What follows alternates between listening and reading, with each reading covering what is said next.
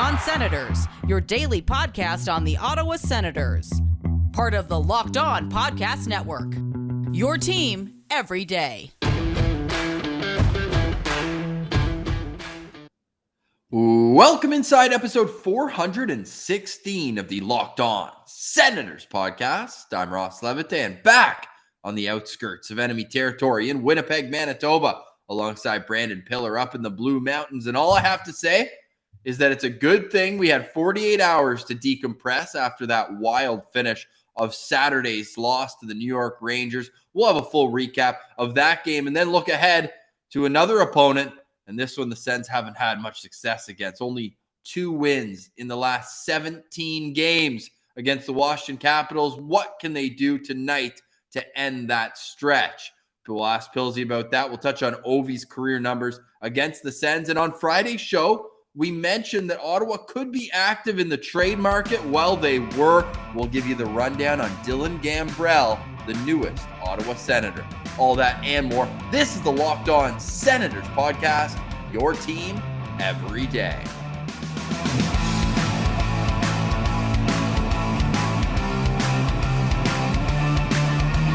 Today is Monday, October 25th, and Pilsy, valid or not, Tim Stutzle is earning a reputation.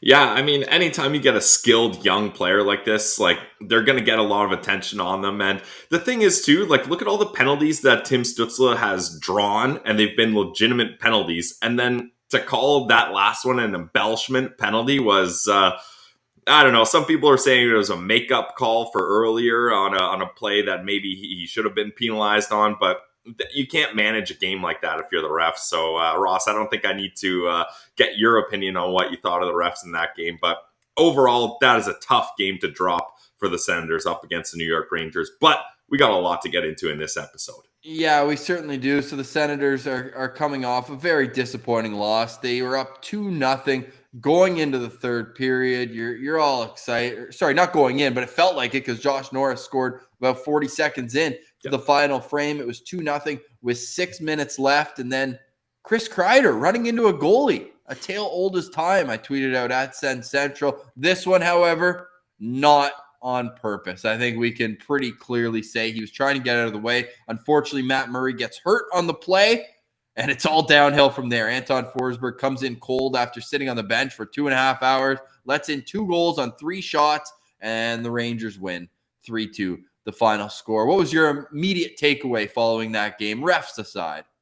Sadness, despair. But the thing is, too, and it's so tough if you're Anton Forsberg because not only are you coming in cold late into a game, it's an afternoon game. So, as a backup goalie going into an afternoon game, your routine is probably very light, right? You're probably not getting as much preparation as you would if you're backing up in a late game. So that's also another thing to consider. That's so tough for Anton Forsberg. And I don't think anyone's kind of putting this against him, although, man, did it hurt his stats.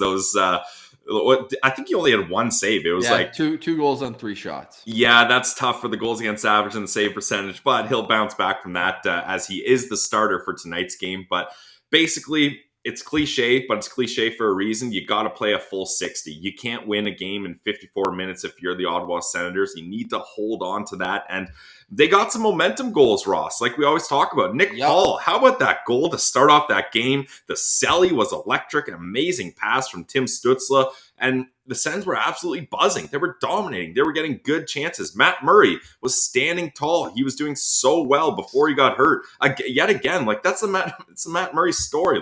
When he is healthy, you can see glimpses of that 2-time Stanley Cup champion. But what are you going to do if you can't stay healthy? And I feel like it's tough to evaluate the guy because it's not his fault, especially when some of his injuries, you're okay, definitely Matt Murray is injury stricken more often than most goalies, but that's a play where that might injure just about anyone. When Kreider does that to a goalie, it's a specialty, like you mentioned, whether it's on purpose or not. So it's tough to see him have to deal with that. But from what DJ Smith said, Ross, it does sound like Matt Murray's going to come with them on the road trip and will be back sooner rather than later.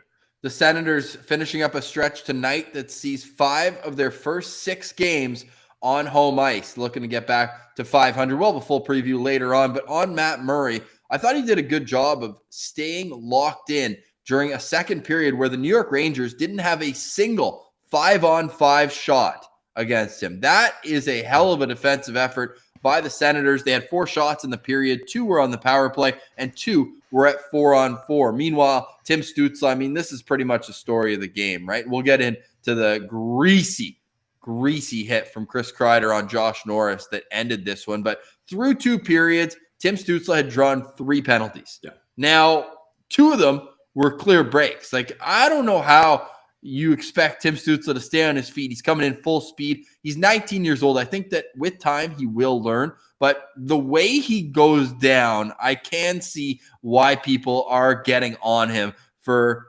embellishing a little bit on that. Now, on the play that he actually gets called on it, he's picking up speed. He's about to go on a 2-on-1 with 4 minutes left. You think he's really going to dive and give up a 2-on-1? Are you kidding me? The stick's right can open between his legs. And if you've ever played the game, you know that when you're picking your leg up and you're gaining speed and a stick comes and twists in between, the old can opener, as they say, it's impossible to stay on your feet.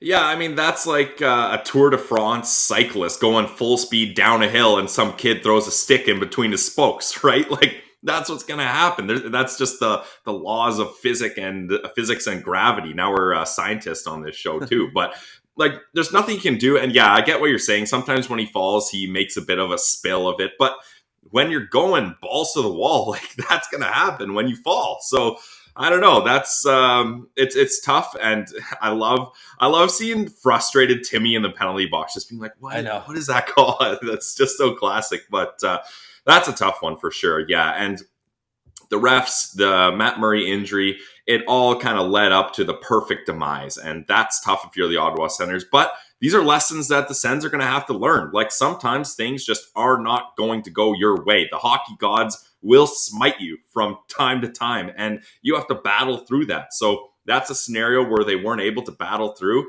and they're going to learn from that.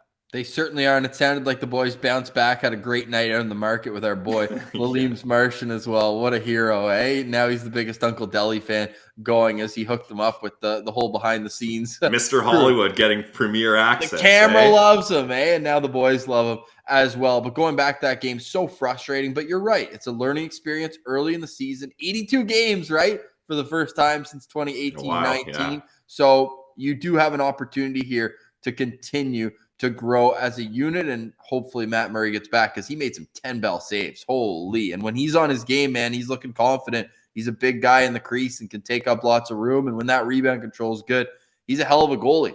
Now, before we finish up on this game, and we have to, that hit at the end was complete Bush League from Chris Kreider.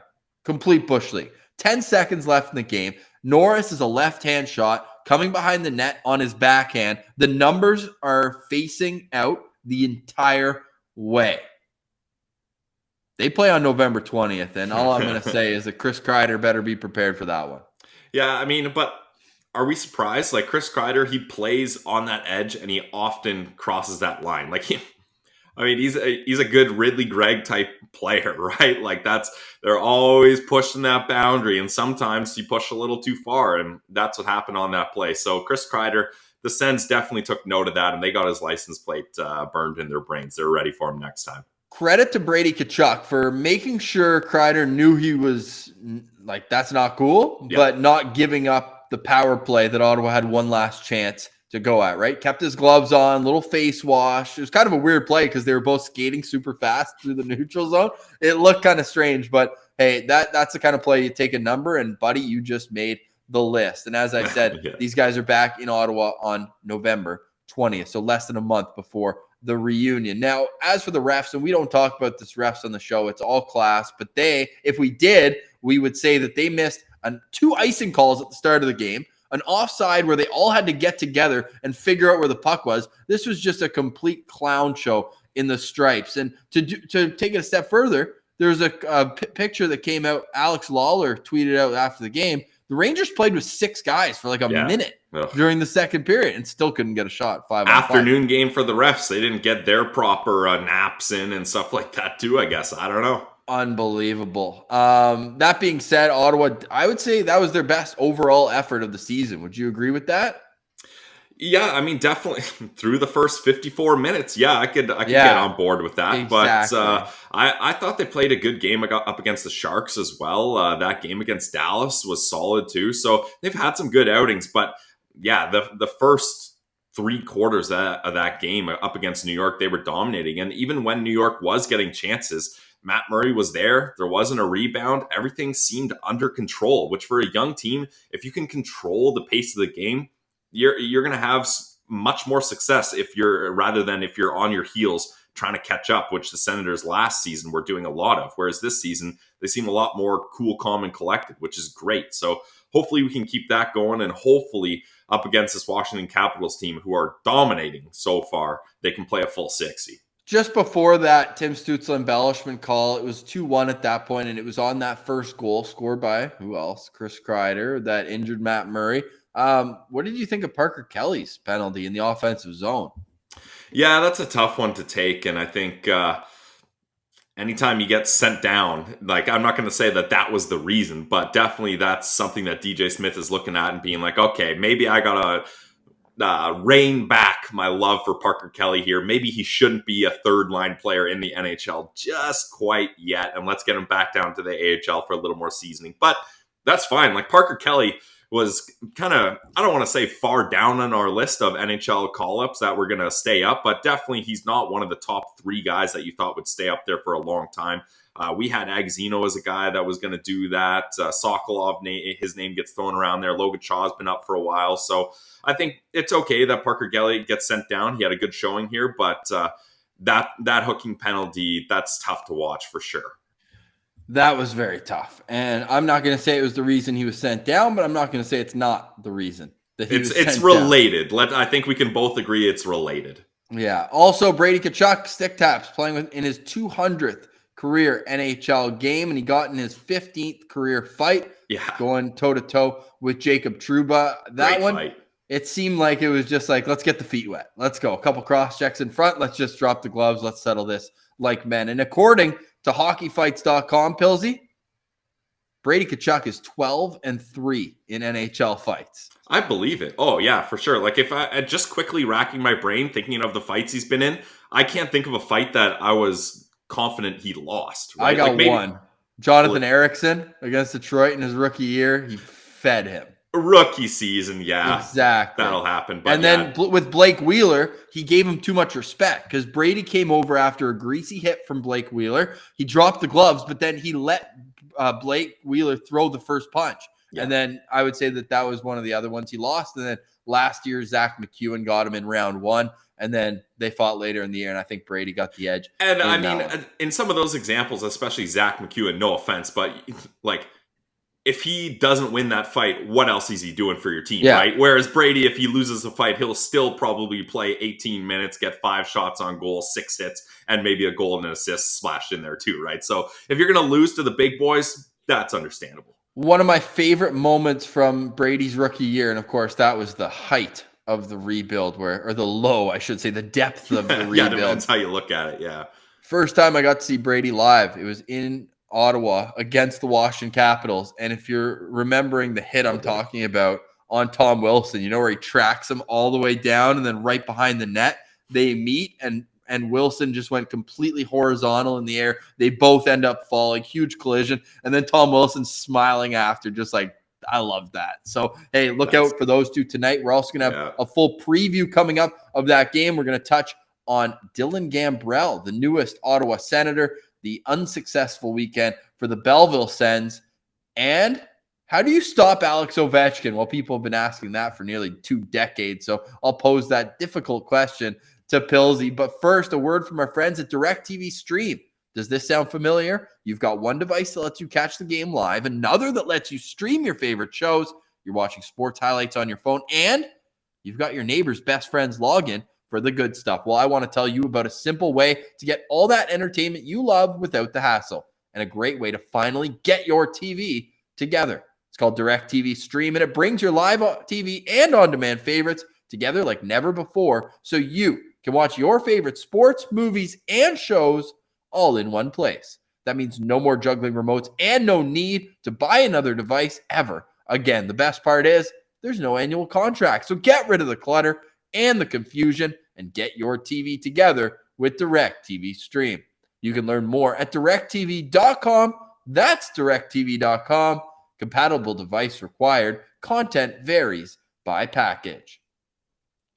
All right, Pillsy. So the Ottawa Senators are now 2-3 on the young NHL season. Wins coming over the Toronto Maple Leafs and Dallas Stars. They've got a chance to add to that against the Washington Capitals tonight. The only problem is the Caps are 15-1-1 in their last 17 games against the Ottawa Senators. Alex Ovechkin with 31 goals in 48 games, including a hat trick for what I believe was his 600th goal. Remember? Against Andrew Hammond a few years ago in a 7-1 beatdown. Ugh. Should we preview that later? Should we talk about the newest edition first? Yeah, let's get to the gambler before we talk about getting to the Washington Capitals here. And that's just what the Sens did. They trade with the San Jose Sharks. Shocker. They seemingly their favorite. The rivalry grows. Exactly.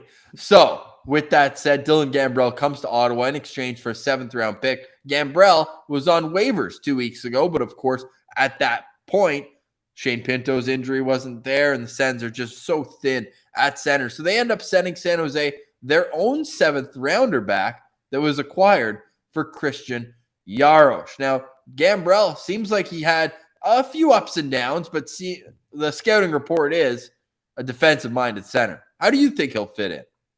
I think, first off, this is a great trade for the Sens. Like you said, he was available on waivers, but now that he's passed through waivers, the Sens can send him up and down without worrying about that, right? So if you have to give one of your 3 7th-round picks that you have away to get that luxury, that's fine. I'm okay with that. And especially it's hilarious that San Jose is just getting back their own 7th-round pick. But I think it's good to have a defensive-minded centerman in that 4th-line role. Not that Logan Shaw is like a riverboat gambler or anything, but I wouldn't classify him as a defensive-minded guy. And it's funny that Gambrell has kind of transitioned into that player, Ross, because if you're looking at his hockey DB page, before he came to the NHL, he was not a defensive-minded guy. He's a point-per-game player in all 3 seasons at University of Denver, getting over 40 points a season every year. And then in the AHL, basically a point-per-game guy as well. Whereas in the NHL, over 100 games, I think he only has like 10 goals, 10 assists or something like that. So he hasn't really come along that way. But the good thing, too, is if the Senators are planning on using him as a 4th-line center, which I imagine is their kind of hope and goal for him, he's more than capable of doing that. Like last year, Ross, the San Jose Sharks, they relied on him a decent amount. I'm looking at his game logs right now. Time on ice, 20 minutes for his last game, 17, 17, 15, 17, 15, 17. So you know what I mean? Like you can definitely get 10 to 13 good minutes out of him if you need. So I think for a 7th-round pick, this is a great acquisition. He's only 26. He's not a small guy. He's not a big guy, but I think he's someone that can really help out this team who's in a pinch with a bunch of injured centermen. And a right shot as well. You know, Yep. Josh Norris, Chris Tierney, both lefties, and Shane Pinto, the injured Shane Pinto, is a right-hand shot. So it's good to get a little bit of variety when it comes to that. Now, Gambrell, 45% in his career on faceoffs. You're right, 110 games to his name. So hopefully he can up that a little bit because that would be a huge need and asset for this Ottawa team. Although Pillsy, and something we're keeping our eye on heavily this year, Ottawa was 60% in the faceoff circle against the New York Rangers. So if they could keep that up tonight against the Capitals, I'd be pretty impressed. Now, with Gambrell, you look at last year, dash 18 in 49 games, but we know that the San Jose Sharks weren't exactly a juggernaut in that case. 5 goals, 12 points, but it's the year. Yeah, the offense, I don't even really need to go further than that. The offense isn't going to be there. This is a guy who I think is our injury replacement. And then ultimately, I mean, you heard Logan Shaw talk about it recently. Like, he's not a centerman. They're playing him at center.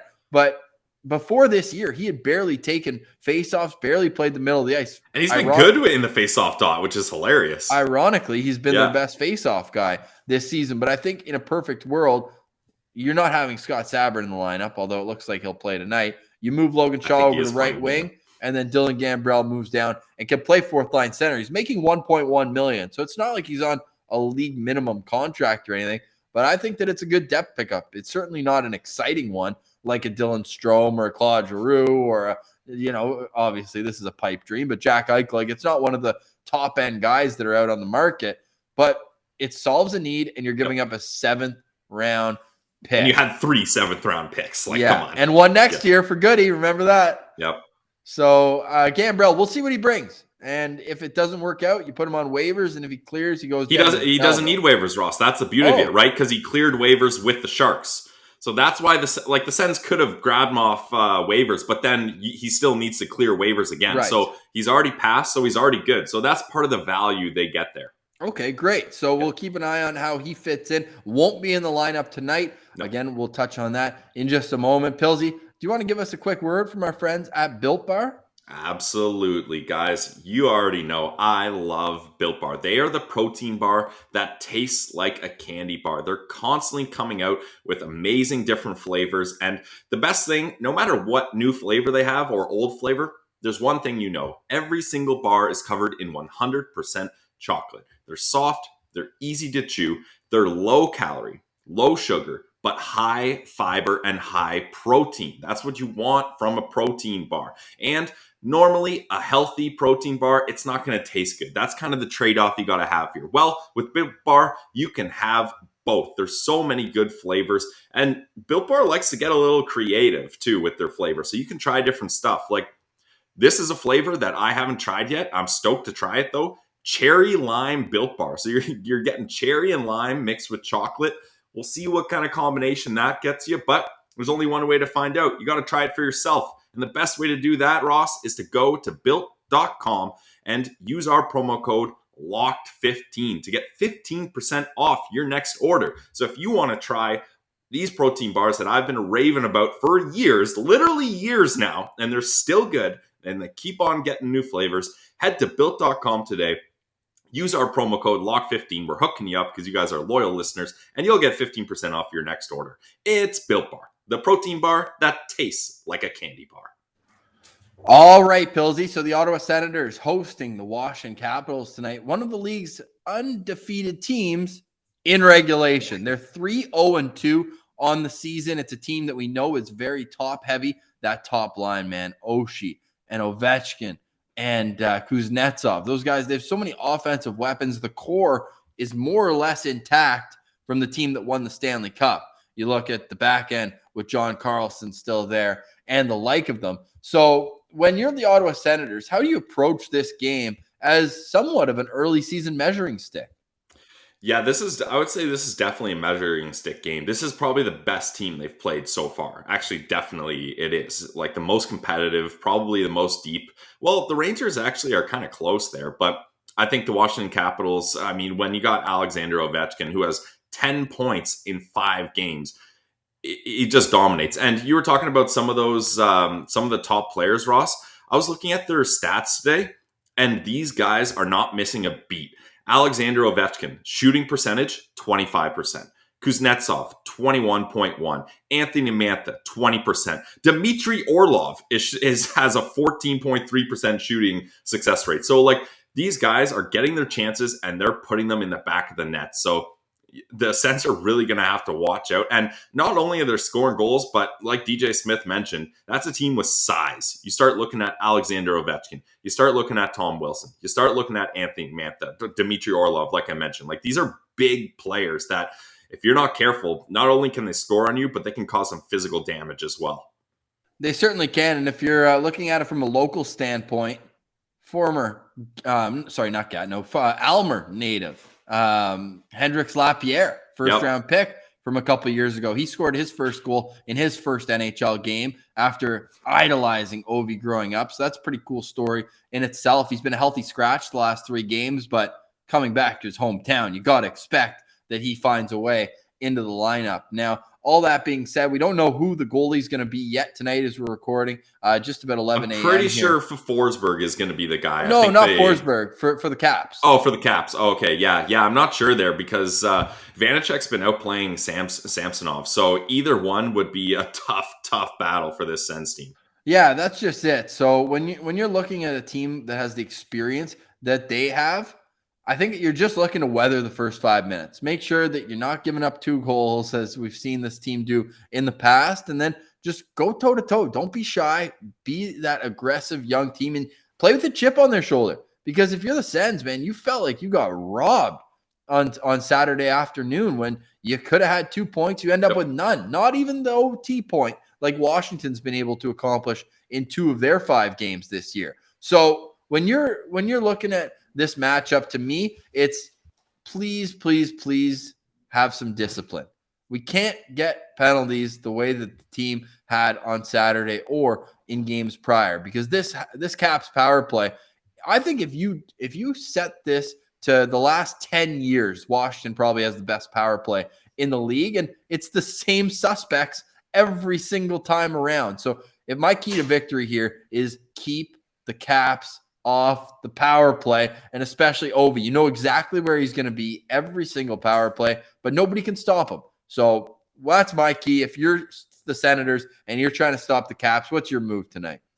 Yeah, well, that's a good, definitely something you got to focus on. And the crazy part too is, Ross, you mentioned how successful this Caps power play has been over, I don't know, the last decade. They're still getting it done without Nicklas Backstrom, who was the backbone of that power play, really. Like, he's the guy setting up Ovi, and they're getting it done without him so far. Pilsy, I just pulled it up, and since Ovechkin entered the league 2005, Washington has the number 1 power play in the NHL, 20.8%.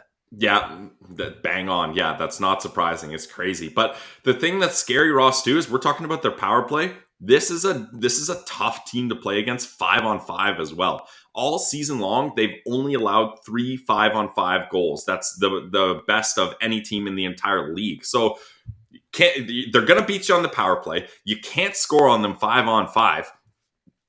Only thing is left is the Sens need to dominate on their power play, and that's something that has kind of been, it's been definitely better this season for the Ottawa Senators as opposed to last season, but it's still not quite there yet. They still got some kinks to work out, and that second power play unit, I don't know about having Zach Sanford there. Like, no. I know, like, he's a guy that he's a guy. Yeah, he could put the puck in the net for St. Louis a couple years ago, and I think DJ Smith is trying to give him throw him a bone here and give him some power play time, but he's not really doing anything that I like. And the Tierney, Ennis, and Brown, those 3 guys are clicking so well. I'd rather they find someone else to move in there to help boost that power play even further. Nick Paul, maybe, but you lead me perfectly into my locked on player to watch tonight, and that's the final member of the second power play unit, Artem Zub, who we saw get reps on Saturday there.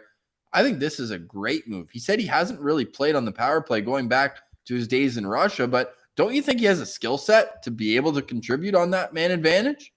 I think so, especially in the second power play unit, right? Like, I'm not about to toss him up on unit 1, but as a second power play unit guy, I mean, who else are you going to use there for the Sens really these days? I mean, Mete maybe, but it seems like Mete is very much fallen out of favor with this coaching staff. DJ Smith played him so much last year, and he was last in time on ice among Sens defensemen against the Rangers, playing not even 14 minutes. Yeah, but you know what? I'd rather have him there than with Zaitsev and getting pummeled and 100% finishing a -3, right? So if that's a spot for him and he needs to play a little less minutes, I don't mind that, because Victor Mete, let's be real, isn't really in the long-term plans of the Ottawa Senators. So that's okay with me. But yeah, I think getting Zub out there, and yeah, how about Zub talking to the media and just saying he loves the Zub chant? And I mean, that's a lot of fun for fans too. So I'm glad he knows we're not booing him out there. Lots of Russians on both sides tonight. I should say mostly on Washington, but Zaitsev and Zub on the back end for the Ottawa Senators. Zub, the only gold medalist of the bunch. Hey, so he's got that one up on Alex Ovechkin. Yeah, suck on that, Ovi. Yeah, but with Artem Zub, I do really like him on the power play. And he mentioned himself, when he plays more minutes, he feels more comfortable. Yep. Big minutes, big comfort, I think was the way that Zub eloquently put it. But he's right up there with Shabby, man. His ice time continues to rise, and I'm locked on to what he can do. And I'm looking out for Tom Wilson tonight, as every Senator should, because if you don't, next thing you know, you're going to be staring up at the rafters. He's a prototypical power forward, a player who hopefully the Sens just drafted, as we heard such comparables with Tyler Boucher and that sort of thing. But this guy can kill you offensively just as much. And that's what is so dangerous about him. No goals yet this season. And only 5 shots, Ross. Yeah. So 6 assists in 5 games, 5 shots. And I don't want to say it, but I guess I will. He's due. Yeah, that's going to be tough for sure. I mean, if you're passing the mic over to me, I'm going to take the obvious one. I'm looking out for Alexander Ovechkin. And, why?